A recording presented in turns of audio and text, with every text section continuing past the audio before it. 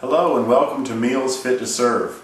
Meals fit to serve to your family so that your family can be fit to serve the Lord. Today's recipe is going to be a delicious shepherd's pie. We're going to show you how to make it. It's quick, it's easy, it's inexpensive, and a whole lot better than the original recipe.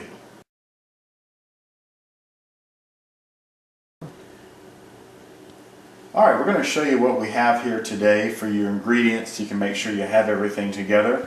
Right here we have some shredded cheese. We're actually going to use only about a cup of shredded cheese. We have one onion and one bell pepper here. We have some ranch seasoning mix, some all-natural sour cream. It's a great way to make foods creamy without adding a whole lot of extra carbs. We have 2 heads of cauliflower. They've been rinsed and chopped, so that's ready to be steamed. And we have 2 pounds of 96% lean ground beef. First things first, you want to get the cauliflower cooking. I like to do things in an order that doesn't waste time. So by steaming the cauliflower first, that's going to take about 20 minutes. So while you're cooking the meat and sauteing the vegetables, you've got your cauliflower already going. Just kind of helps things go along. What I've done, I've put 2 cups of water in with the cauliflower, and I'm just going to get it to where it's simmering really lightly, and then I'll put the lid on and let it simmer for 20 minutes. You can open up the lid and stir occasionally if you'd like to, just to make sure it's cooking evenly. Now we're going to brown the beef. This is your 2 pounds of beef. You don't have to put any butter or any type of a cooking spray in there because the fat from the meat is going to keep it from sticking to the pan, so you just put it right in there and just turn the heat on. It depends on the temperature. I like to go about medium high. Chop it up as you're cooking it and stir it until it's brown. Okay, so we got the cauliflower steaming, we've got the beef simmering. Now a thing about seasoning, don't season the cauliflower yet. We're going to do something with it in the end that we'll put the seasoning in then. Don't season the beef yet either, because we have a little special trick we're going to do with the beef in just a second. Now with the bell peppers and onions, you can go ahead and season those. Now I do recommend using a little bit of butter in there.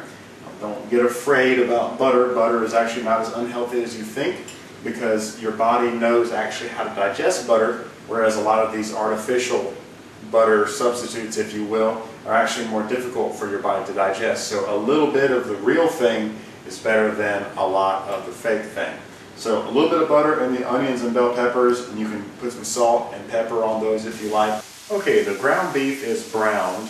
Now after that, you're going to spoon off as much fat as you can. And as you can see, even in 96% lean beef, I've got a good 1/4 of a cup of fat that I was able to spoon off of it. Now the thing is, if you don't spoon that off, that goes into your body, and that's what causes cholesterol. So spoon that off first. Then the second thing you're actually going to do is get your sink running and get the water hot, and then you're actually going to rinse the ground beef with hot water. If there's any fat that's actually still clinging to the meat, this will get it off completely. And now you've made beef pretty much 0% fat, fat-free, which is important. Don't fall into the trick of thinking that ground turkey is always more healthy, because oftentimes it has more fat than the ground beef. And especially when you do this rinsing technique, like I said, you get your beef fat-free for any recipe that you want to use, whether it be spaghetti or shepherd's pie. So now what we're going to do, we have the beef ready, still have the cauliflower steaming, again it takes 20 minutes, and the vegetables are sauteed as well. We're ready for the next step. You're going to get yourself a big glass baking dish. I'm not sure the actual size of that, but I would say probably 14 by 10, something like 14 by 8. Big glass baking dish for your 2 pounds of beef. The seasoning that we're going to use, and you can use anything you want, but I happen to be cooking for a family from our church who's letting us use their beautiful kitchen, and he says he likes Emeril's Original Essence. So I've never had this before, so we're going to put this on here. And I think I'm not supposed to actually do this unless I say, BAM! Alrighty. Now, we can put on our bell peppers and onions. You can mix these together if you want with the meat, or you can lay it on top. It's up to you. I've already salt and peppered these, but you can add more seasoning if you would like as well. So once you get the seasoning just right and have kind of tossed everything together, then you actually want to use some type of a spatula and get it all pressed down nice and even. You want it to be as even of a layer, same thickness all the way through as you possibly can, which will give that nice layered look when we put the cauliflower on top. Alright, now our cauliflower is ready. If you don't want to just time it, you can kind of smash it. If it squishes down and smashes, you know it's ready. So we're going to go ahead and take it off the heat.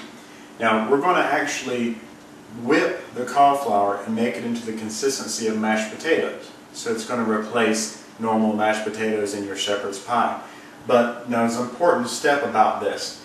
If you're raised in the South, you know what pot liquor is.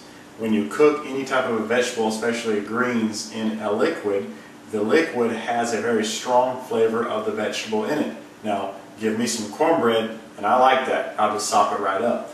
But when you're trying to make something that tastes like mashed potatoes with cauliflower, that juice from the cauliflower will give it more of a cauliflower taste than a mashed potato taste. So you want to actually pour that juice out, drain the cauliflower in a strainer before we try to blend it. So that's what we're going to do now.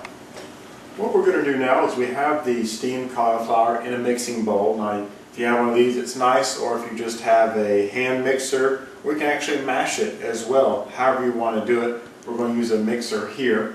And what I'm going to add to it is 3 heaping tablespoons of sour cream. Now, you may not be a sour cream person, but I am. So 3 heaping tablespoons of sour cream. If you want to add some butter at this point in time, you can. And I'm going to use ranch seasoning to give them kind of a ranch flavor. But if you have a particular flavor that you like in your mashed potatoes, that's what you want to put in your mashed cauliflower. Again, get it to taste as much the same as you possibly can. Of course, as you're mixing the cauliflower and you put in a ranch dressing, if it's not as salty as you like it to be, you can also add a little bit of salt and pepper to taste as well. Now, we're going to take our mashed cauliflower, pour it right in the center of the dish.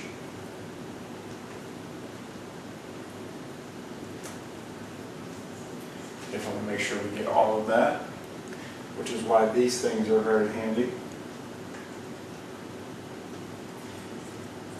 By the way, in case you haven't noticed, I am not a professional chef, but the good thing about that is that if I can do it, you can do it. These are very simple recipes to do at home. Okay. Now the reason why I had you put it in the center, now by the way, come look at how beautiful this is. With the ranch dressing on the cauliflower and the sour cream, really lightens up the color. Looks just like mashed potatoes, I'll tell you, it tastes amazing as well. So now what I can do is spread from the center out. That's why I had you put it in the center, because you can spread from the center out.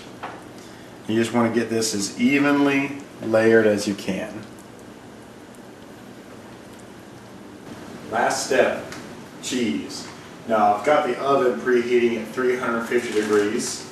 And what you're going to do is sprinkle cheese. We had talked about a cup of cheese. It's up to you. If you want to go a little more than a cup, you can. It's not going to make it a bad thing. So I'm just going to sprinkle that on there nice and evenly. We prefer cheddar, and we like it to be finely shredded. And the oven is ready. All right, we should be ready to go.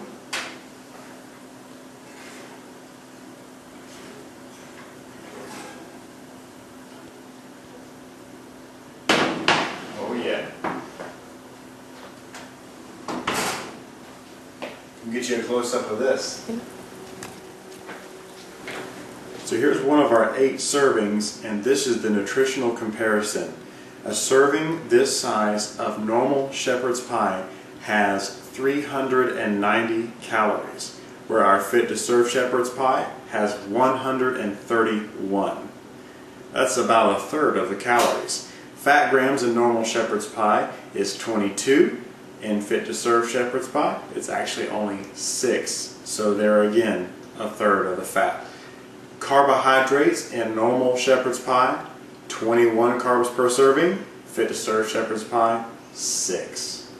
Protein, of course, is going to be about the same in both, but normal shepherd's pie only has 1 gram of fiber per serving. Fit to serve shepherd's pie has 6. So, more of the good stuff, about 1/3 of the bad stuff.